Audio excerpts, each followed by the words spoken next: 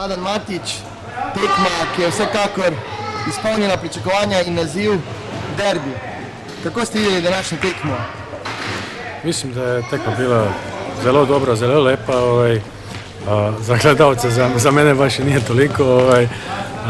Treba to se izdržati, ali takav je naš posao. Mislim da smo zaslužili ovu piku.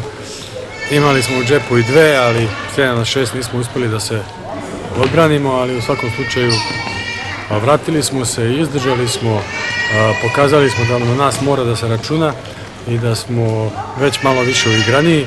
Imamo tu polu kontru smo napravili, još da poboljšamo tu odbrambu i malo šut s polja, pa će to biti dobro. Okay. Verjetno tudi vi enakega mnenja, da je bila ta prikazana igra Celjanov že tista prava, kot jo Celjani in navijači pričakujejo, in povsem nekaj drugega kot pa prejšnji teden v Ormožu. Pa, dosta smo razgovarali, sastančili, video imali i pričali o tome i mislim da smo pokazali, pre svega smo ostavili srce na parketu.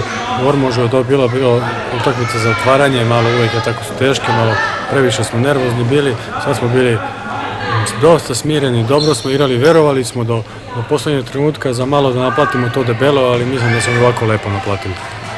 Bi rekel, skozi celotno tekmo ste lovili rezultat, na to povedli, imeli celo možnost za zmago, a na koncu točka.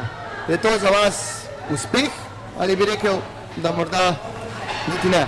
Pa, prvo je uspeh što smo lovili, na kraju lovili i onda smo ispustili to pola plena, ali neiskusni smo tu, to moramo još da popravimo. 7-6 smo imali, nisam imao više time-outa, da se malo još bolje dogovorimo, ali moramo biti zadovoljni sa ovom točkom. Še enkrat čestitke za prikazano in tako naprej. Hvala.